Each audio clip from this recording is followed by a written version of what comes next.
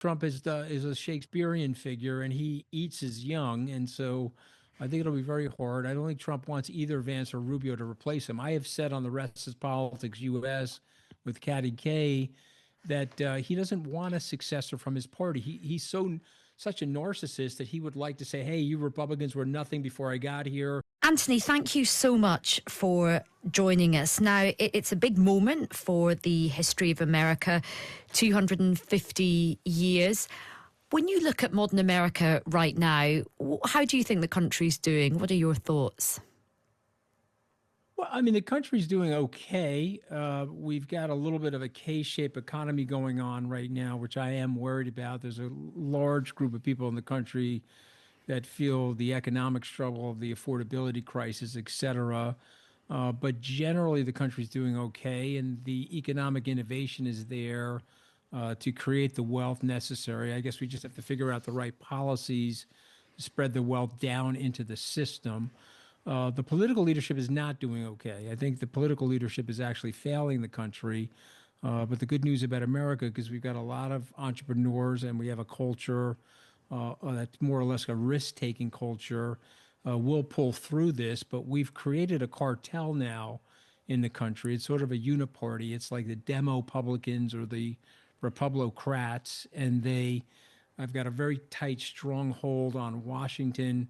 They're spending way too much money and wasting it, by the way. And it's very hard for new leadership to break in. We've got octogenarians running the country. So that part of it's not great. But generally, the United States has usually been a place over the last 250 years, despite different types of downturns and cyclicality, has pulled through. And I predict it will do that again this time. And you have a new book coming out called All the Wrong Moves, which is very much looking at, the politics of the country, what went wrong and what could come next. Tell us about some of the big arguments that you make in your book. Well, the interesting part about the book, it's not an indictment of Donald Trump, because all of this stuff happened prior to his arrival in the political stage. This is really a statement of bipartisan arrogance after the fall of the Berlin Wall. We got very overconfident. We got overconfident in terms of what we thought was going to happen with Russia. For some reason, the American thought leaders thought that the Chinese were going to move towards a democratic style form of capitalism, as opposed to the Communist Party having that stronghold on the country. And so I just point out that we made several big catastrophic decisions. One, letting China into the World Trade Organization unchecked. It really did hollow out our manufacturing centers. We went to war in Iraq and Afghanistan, first time in our history, with a tax cut. Every other time in history when we had a major war starting, we raised taxes. We actually cut taxes. That put us on a very bad deficit trajectory. And then the third thing, and I think perhaps this is the most damning of all of them, is when we went to bail out the banks in the global financial crisis, we didn't give any money to the middle class or the working class people here in this country. And they developed movements like the Tea Party movement. They developed Occupy Wall Street. It looks like those two got together, had a baby, and created MAGA. And now we have this anger-based populism. And I think you understand this, because pockets of this are happening in the UK.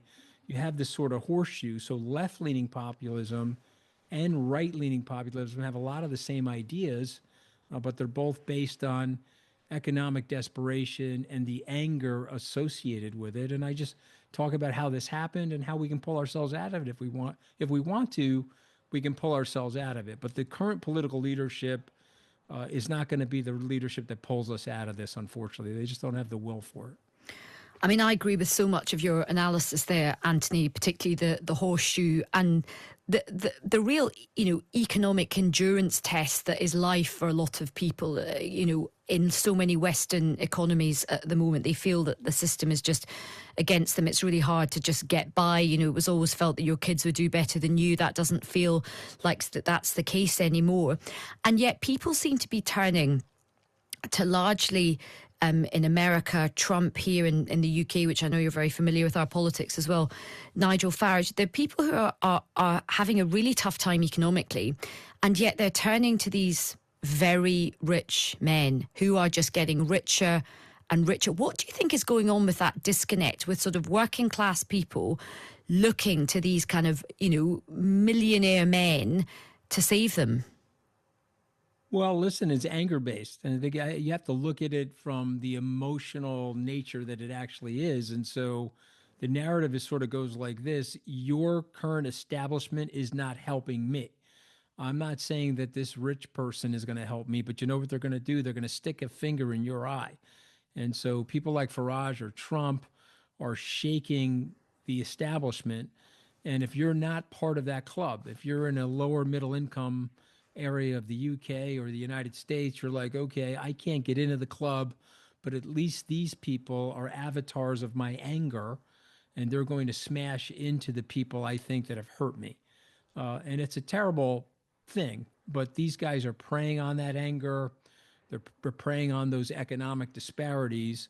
And what we found, I can't really speak for Nigel Farage, but I can definitely speak for Trump over the last two terms, the 6 or so years that he's been at president, he has done nothing for those people. If you look at the big, beautiful spending bill as an example, passed last year, it provides corporate welfare, it provides tax cuts for the wealthy, but it actually takes people off the SNAP benefit programs. Those are our food programs, and it removes about 17 million people from our health care, our health insurance, the Obamacare. And so it's sort of ridiculous. They voted Trump in, and he is now doing things that are against their economic interests. So, but they stay with him because he represents their anger, and I think they cling to that, unfortunately. So how do things change if he is very, very good at feasting on the dissatisfaction and the anger that people have? That's not going away. He, very, very good at controlling the media and the narrative. How are things going to change? Well, one of the things I write about in the book is, unfortunately for all of us, it's part of our human nature. Some arrogance creeps in. And I think the president's arrogance is on full display now. He just listed a 927-page financial disclosure document. It turns out that he was buying Apple Computer, then waiting a day and then tweeting to other people to buy it, which pushed the stock up. He was selling short the markets before his announcement of the tariffs, and then he was getting long the markets or buying the markets when he was putting a reprieve on the tariffs. And I think this type of reprehensible behavior is going to really hurt him, and I think it's going to hurt the Republicans in the midterm elections and likely in the 2028 elections. I guess what's at issue though is that the Democrats are, still fighting our culture here. Trump understands the culture better than them, and so we'll have to see how this thing unfolds. But for me, it's the current political class, and somebody like Tucker Carlson, who I know you guys know, is saying something I think quite interesting. It won't work, but he's saying, well, we have to have a third party. These two parties don't represent the interests of the Americans anymore, as evidenced by the voter registrations. Just for your viewers and listeners, 43% of the Americans now have left the two parties and have registered as independents. And so when you think about that, these parties really don't represent us anymore. But because of gerrymandering and because of the things they've done operationally to tighten their hold on the system, they've become this cartel-like duopoly. And I think if we can get some political leaders in there to speak to the American people directly about what they're doing, whether it's Trump or, frankly, some of the Democratic socialists that are also populists, I think we can make some headway. The country is starving for, I think, straight talking political leadership at this point. It's so interesting you talk about that. I mean, we are seeing a realignment of politics here in the UK. Of course, we've had the two big heritage parties, Labour and the Conservatives. It feels like that's sort of been disrupted at the moment, certainly after our last set of local elections. We've got the Green Party more on the left. We have Reform, obviously, on the right. But do you think a new party could get traction in America, given the stranglehold that the big two have, the funding that's required, the sort of the media punch through? Do you think it actually would be realistic? So it's such a great question, but I think the answer to the question is no. I think somebody's going to have to do what Trump did. And so Trump created a third party. Let's call that third party MAGA. And he effectively merged it with the old Republican Party, decapitated the old Republican Party, and installed MAGA in that party. And so that's what would have to happen again. We'd have to have a reform-based group of people that attach themselves to one of the two parties. And remember, this is something Elon Musk looked at. I'll just point this out to your viewers and listeners. There's 105 million people in the United States. It's the most powerful voting bloc that we have, and they vote the exact same way in every single election, and that's the non-voter. And so, as surprising as this sounds, we're in a democracy, but literally 51% of the eligible people above the age of 18 do not vote. And so think of that entrepreneurial opportunity for a political leader to reach into that market, try to grow the market of people that could vote, bring them into the registration pool. This is something Musk looked at. Ultimately, he was talked out of doing it by J.D. Vance. But I think that's where the potential opportunity is for reform in the United States, to wake up the apathetic people who are not part of the system in terms of voting, and see if we can get them back into the swimming pool. That sounds like that's a job for the mooch. Well, I don't know about that. I'm running for re-election in my marriage. I'm just trying to. But who are there voices out there? Are there, charismatic political people who are great orators? They connect well with people. They're super articulate. They speak the language of everyday people. Are there people that you see that we don't know about over here? Well, here's what I would say. There's a lot of young people that are less ideological than the Mondanis or the J.D. Vances or the AOCs or the Marco Rubios. And, it may not be in this next election cycle, frankly, but I do think over the next 5 to 10 years, we'll see those types of people emerge. But listen, we've got a very old, this is not an ageist statement. This is just an objective statement. We have a very elderly electoral class here. If you look at whether it's Nancy Pelosi, Mitch McConnell, Chuck Grassley, Donald J. Trump, these are all 80-plus-year-old people that are in senior leadership positions inside the country. And I think it's time for new blood, and for me, when I'm thinking new blood, I'm not thinking me in my 60s. I'm thinking about people that are in their 40s. I certainly want to be helpful to those people, that's for sure. And look, final couple of questions to you. What do you think comes after Trump? Do you think he will stand down at the end of this term? Do you think the Republicans can win again? Is it going to be J.D. Vance that comes next?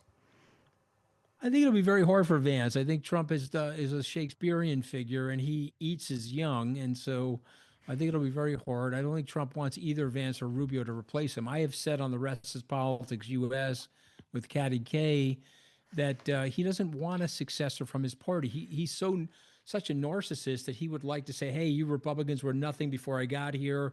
You'll be nothing after I leave. And just think about what he does to the Republican Party in terms of going after existing established Republicans by having them primaried and so forth. So I think it's going to be very hard for those two. Having said that, what the Republicans have going for them are the Democrats. They're very disparate. They're fighting with each other. And, people are not going to like me saying this, but the Democrats are off the mark on the American culture. The culture of wokeism is not where the Americans live. And I just want to point out that AOC herself, Alexandria Ocasio-Cortez, after Election Day in 2024, she took her pronoun designation off her X or Twitter feed. And when she was asked why, she said, well, a lot of my constituents voted for Donald Trump. They also voted for me. I said, well, why did you split your vote like that? And they said, well, we don't like the culture. We don't like the direction you guys are taking the culture. So I would just implore my Democratic friends to be careful here. A lot of people dislike President Trump, but they don't like that aspect of the culture where the Democrats are trying to drive things. And so it's going to be a lot closer than people think as a result of those issues. And look, final question to you, Anthony. We are on the brink of getting a new Prime Minister, Andy Burnham, the mayor of Manchester. Mhm. What do you think how do you think he should navigate his relationship with Trump? I mean, Keir Starmer both received praise, but then criticism for sort of really, trying to ingratiate himself to Donald Trump. And in the end, things soured. What's your advice to our new prime minister? Well, listen, I've said repeatedly he only respects strength. He doesn't respect weakness. He doesn't like the people that are overly obsequious with him. People think, oh, he likes that. He really doesn't like it. He laughs at it. He like thinks those people are kowtowing to him, and he like snickers about it. And even in the book Regime Change, he was showing text messages from Jeff Bezos fawning over him, or from Mark Zuckerberg, and he was doing that with a high level of derision. So I would say to your future prime minister, pick up the phone and call Mark Carney, have him be your life coach for a few weeks.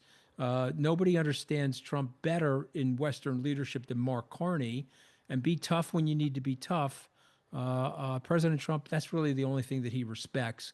If you fawn over him, you'll do that, and it'll cost you. Look, a great pleasure to speak with you, Anthony. Thank you so Great much to for be your on with you time. guys. Thank you for having me, and happy Fourth of July. I'm sorry that we're such traitors, but we are a rebellious group of people over here on this side of the pond.